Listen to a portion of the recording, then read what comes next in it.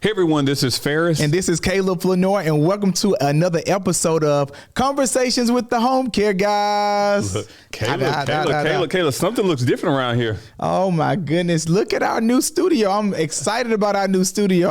When we walked in this morning, Faris, there's still some work that needs to be done, but it looks amazing. Yes. We're going in the right direction. You picked out the colors. You picked out great colors. Man. How did he do, guys, with the colors? Look, and Caleb's normally the designer. He normally does all the interior decorating, the design, and the colors, and the everything. So I appreciate you trusting in me. He did the furniture and everything. You did an amazing job. Yeah, so, I'm like, okay, he's been watching, been getting them pointers. Exactly. little HGTV action. Exactly. So that's been really good. Exactly. Man, how's your week been coming along? My week has been amazing. Actually, I did something really, really interesting. I went to North Georgia actually on Saturday with a few friends, and we went to this wine vineyard called Frogtown Cellars, and it was really, really beautiful. I ended up meeting one of the owners, Sydney.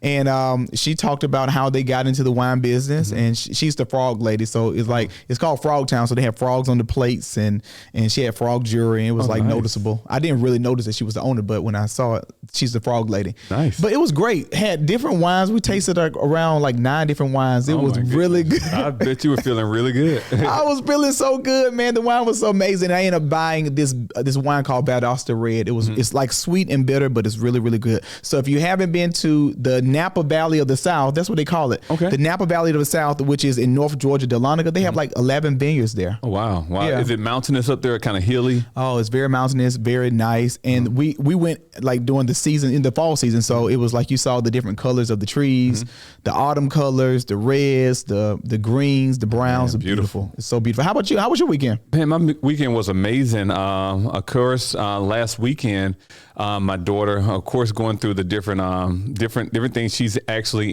not ballet. She's in ballet and tap and hip hop. So I was actually chauffeuring her around to going through her different events that she had to go to last weekend. Also got a chance to spend some time with my family. We got a chance to actually go to our sister's. Sister just moved to the city, so shout out to Jessica up in the A. Yes. So got a chance to go to her housewarming, see some of her friends that I have not seen in a long time. Oh wow! And so that was beautiful right there. And I saw some pictures. Yeah. Oh man, we had Facebook. A good time. She had an amazing cake. Oh my gosh, this cake was really good. It was like a vanilla with a strawberry filling. Oh my goodness, it was huge. I wonder what she did with all that cake. Oh my goodness! I swear it was enough to feed at least 150 people. Really? Oh my goodness! Probably about 25 to 30 of us there, and we refused to take any home. Oh my goodness! Well, I'm happy that you had a great weekend. Yeah, man. Well, what is our conversation today? What are we talking about? And that's actually kind of funny that we're talking about family and just kind of us getting together last weekend, because our conversation today is actually about the dynamics of working in a family business. Oh, wow. And I think that this is something where a lot of people can kind of lean in and kind of understand our journey in a family business. And one thing I realized that over a period of time, there are different dynamics that comes up and different makeup of what a family business looks like. So, Caleb, I'm super excited about this conversation because we've weathered the storm. We've stuck in, and we're still actually growing our business. So big shout out to Prime Care Home Care Services. Come on with the sponsorship plug. Exactly. But big shout out to Prime Care, because it has not been an easy journey, but it's been very rewarding, and we've learned a lot along the way. And so I think this is where our conversation can start. And I think our hopes is that someone will hear this, regardless if they're in the home care field or whatever industry they're in, they can see themselves in some part of this journey, and utilize some of the things that we learned to and actually occupy it in their business. So let's get started, Caleb. Let's get started. Well, I do want to. So the conversation is dynamics of working in a family business. And Faris and I, we have been working in this business probably going on, I would say for us together, probably 8 to 9 years. Yeah. So I became a part of the team in 2010. No, 11 years. And that'll be 11 years, because we've been in existence going on 2007. So it's 14 years total. And so we've been working the family business going on 11 years together.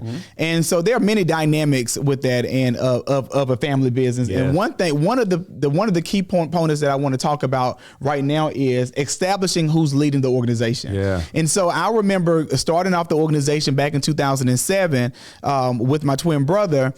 We had to decide who was going to be the leader of the organization, and that means making those decisions, those decisions when it counted. And so, of course, we delegated about those different things that we needed to discuss about the true move of the company. But those everyday decisions, you want to make sure you establish a lead. Yeah. And so we talked about who's leading the organization, and many times in a family business, because we're family, everyone wants to lead. Personalities jump in. What happened last year jumps in. It's so many things that happen. And who's the youngest? Who's the oldest? All of that plays a part. And so you have to have a defining role of who's leading what departments. And so for me, starting off the business, I started off as a CEO. So I was a visionary of the business.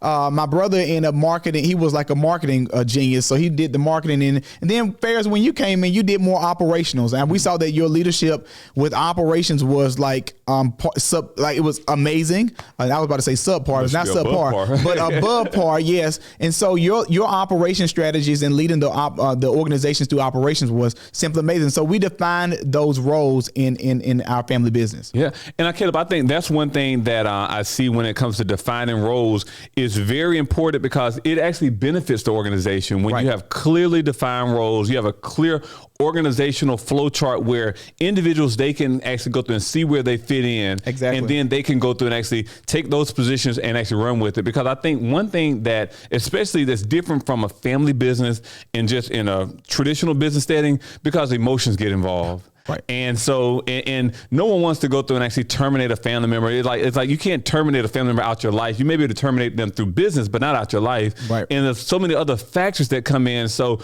you kind of walk gently, but you walk also harshly with family as well. So I think being able to establish those organizational flow charts, being able to go through and actually understand those roles and responsibilities, being able to go through and realize your strengths and your weaknesses as well. Right. Because I think sometimes ego get involved as well when it comes to, okay, well, hey, I can do this and that, or holding on to the baby far too long. I think those are some of the things that I see that when establishing leadership within the organization or the person who's going to lead, that's something to go through and consider as well. Well, another thing is when I think about, with the business coming in, I was a 21-year-old entrepreneur. Yes. So we started the business when I was 21. So we were the youngest actually Medicaid providers in the state of Georgia. And so when I started the business at 21, I did not know anything about a P&L statement. I didn't know anything about hiring and firing individuals. But I knew that the position that I had was I could persuade people to run with the vision. And so that's one thing that I have done as a CEO. I was a visionary of the company. And then throughout my time as CEO, I realized that I excelled at certain things. And some of the things I excelled was policy writing. I loved writing policies. I loved also working with children and adults with disabilities. So we had a department that I pretty much kind of spearheaded. And then I loved out being in the field. I loved networking, rubbing shoulders with people. I loved schmoozing with different colleagues as well as referral sources. And so those were the areas that I excelled in. And so whenever you're running a family business and defining who is the leader of the organization, you need to know like your strengths. You need to know your weaknesses. And also, you need to know when is your time to transition. And I realized, especially in the business role as a CEO, I realized that the growth of the company was going to be depending on my level of growth personally and professionally, as well as the business organization, like if the business was going to grow exponentially or stagnate. And so I realized during this time as CEO, I think I served for 6 or 7 years as a CEO. I end up realizing that, my time, in order for the business to grow, that I had to realize that my time was up and to pass the torch. And that's when I ended up passing the torch to you, Faris. You came as our CEO of the organization. And Caleb, I think that's one thing to be commended on as well, because I think a lot of times when you birth the baby and you carry the baby, you don't want to give up the baby because it feels like a loss of ownership. You having someone who was not there that birthed it, that's holding the baby, that is responsible for it now. Right. And I think so many times in a family business that can be frightening. Because where's this person going to take it? Are they going to go through and do like I said to do? And another thing I saw, Caleb, was the transition, being able to go through and give up the baby. And I think one thing that I see with family business is, and when it came to me particular, when you gave me the baby, I took ownership of the baby. Right. And I did not let, regardless if you were the founder or the owner or the majority share, whatever, this was my responsibility. And he made that perfectly clear. And I made it clear, like, hey, if I'm gonna hold the baby, I'm gonna hold the baby. I'm not gonna drop the baby. Right. And that's one thing where it really kind of transitions to our next subject, is kind of talking about our work ethic. Because one thing I saw and you probably saw as well, not to toot my own horn, I have a work ethic that's not like no other. Right. My ability to go for a long time is there. My ability to get up and go through and get the job done is there. And I know initially when I was leading the organization, I was thinking like, oh my gosh, Caleb gave this baby over to me. Now he's trying to take a break. He's trying to go through and actually come in late and do some other stuff. And I'm like, oh, wait a minute. So this is my responsibility, but you're not there. And I had to realize, Caleb, during that is we were not each other's. We were not against each other. We were there to balance each other as well. Right. And so I look at the stories you probably have told yourself, because, Faris we have different work ethics. Let's talk about the differences.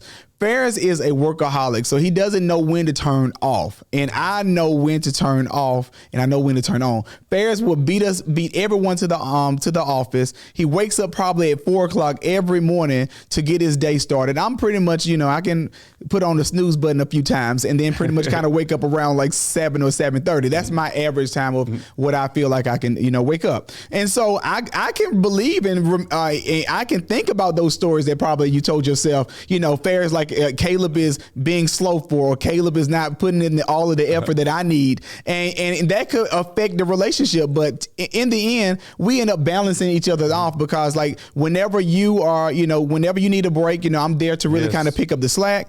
And likewise, same here. And then we have a great working relationship that we talk and we communicate about some of the issues that we're facing together, even though we don't agree all the time. Yes. And I think that's the balancing part, is realizing that we don't have to agree, and that 100% is whatever your 100% is your 100%. Whatever my 100% is my 100%. So it's not okay, you gave more and I gave less, or I gave more and you gave less. We had to realize that, and those are the stories I had to stop telling myself, like, oh my gosh, I'm up at 4 a.m. and Caleb's still sleeping, like, where's he at? Or he's not beating me down here to the office, or he's not as committed. And the commitment was not measured by what time you came in or what was the timeliness of it. It's about what you did when you were here. And I think those are the type of things when it comes to family businesses, is having those transparent conversations, letting people know how you feel. And Caleb and I, we have some really transparent conversations. Some really heart-to-heart conversations. Really heart-to-heart conversations. And he'll let me know how he's feeling, and I'll vice versa let him know how I'm feeling. Then we come to a mutual understanding to realize that it's greater than how we feel right now. The mission is so much larger than that. So I think having that work ethic is something that's is intangible. Exactly. And that's something I just kind of want to point to Caleb's horn is, I realized that on the marketing side and the relationship building side, that's one of his strong points, where he can go out there and unafraid and unashamedly go out there and open up doors where I may have a hesitancy or think twice about it. Like, okay, what am I doing? He goes out there and make it happen. And that's when family business actually works very well, when we balance each other. Exactly. Yeah. Let's talk about our topic 3, which is pretty much using family as a sounding board and getting those different perspectives. Yes. I think that one benefit of having a family business is that we can often communicate with each other instead of pretty much calling like a colleague. Just say, what are your thoughts about this? What if we move in this direction? They give you honest feedback. Yes. And I know that Faris, we do that all the time. Yes. Even throughout the nights, you'll text me at 11 o'clock, 12 o'clock. Faris probably go to bed at 1 and wake up at 3, but he would text me and say, what are your thoughts about this? Have you thought about this? And so I think that that's one benefit of having a family relationship and a family business, is we often do that every weekly, daily. Yes. We often talk about, what are your thoughts? What if we move in this direction? Have you thought about this? Or what about this new market? Or what about this new business venture? We always think about that, and that has really helped us out with our business. And Caleb, I think that sounding board is so important, especially for individuals that you really genuinely trust. Right. It's like, now I can go through and actually be very transparent with you. I can be very vulnerable with you. I can go through and let you know that, hey, well, what do you think about this idea? And get honest feedback, because I think honest feedback is so so important, because one thing our goal is to never run our team members away, never go through never go through and overexert them, to go through and actually grow responsibly, expand responsibly. Exactly. But sometimes we may have an idea that we can easily come in and say, nope, that's not it. And regardless of how we feel individually, we'll go through and actually just kind of give our honest feedback. I think that's so important as well, because Caleb, I realized that running a family business, and we've been blessed to go through and actually run a rather large family business. Yeah. Our business now is blessed to go through and service over 1,000 individuals in the state of Georgia, and employ just over 1,000 individuals as well. So we have a responsibility not just to ourselves, not just our family, but to other families as well. So their family business is entangled within our family business as well. And so it's important that we keep our eye on the prize to go through and make sure that we don't let anything come between us, so that we can go through and fulfill the mission that we have for our business as well. Yeah, I totally agree. And God has really blessed us to really grow an organization that is big. And so my challenge to you guys today is just think about if a family business is right for you. Yes. You know, I want you to sit down and think about, talk with your families, because there are going to be some issues that you don't agree. Yes. You know, how do you handle disagreement? How do you handle conflicts? How do you handle egos? And so one thing about our business, we realized, especially on the business level, we had to lay egos aside. Yes. Yeah, because the bigger picture is, how are we servicing our seniors, our disabled children, our disabled adults, and our colleagues and our team members that are working with us. And so you really have to put your egos aside. So my challenge to you is have the conversation. And you never know what the future may hold with your business. And so family businesses are great. Don't get me wrong. Yes. We love working together. I have found it a joy, Faris, to work with you. We have a great leader. This has been my second time as CEO. This is your second time as CEO. Hopefully next year, don't revert it back to me. We're going to keep it on you right now. But I have enjoyed working with my brother. We have built lasting relationships and lasting friendships. We often take our Vivid Vision trips together to really kind of spend time and create that brotherly bond. But family businesses are great. You know, Faris, read one of those facts. I think that we had a fact that we talked about. Yes.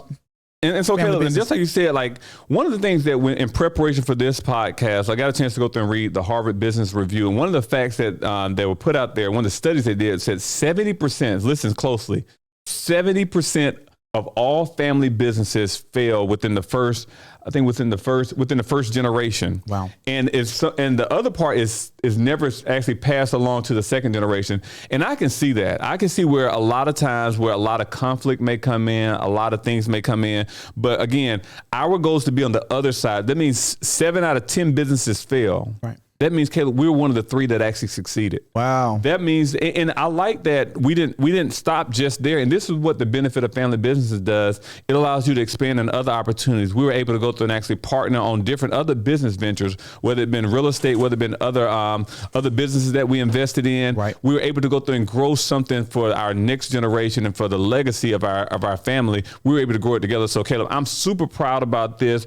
Just like you said, I want to encourage individuals that are out there that are considering starting a family business. Don't just go through and hesitate. Go through, think about it, sit down with your family members, round table it. Know there's going to be some ups and some downs, but you can go through and get through this as well. Exactly. And so there you have it with our podcast about the dynamics of working in a family business. I want you to go right now, go and visit Spotify, download the app, definitely like, share, and subscribe to our podcast, which is Conversations with the Homecare Guyz. Yes. If you have been benefiting from this podcast, definitely leave a 5-star review if you can. We definitely would greatly appreciate that. Yes. Well, there you have it, guys. Until next time, we're the Homecare Guyz, and we'll see you soon. Stay safe.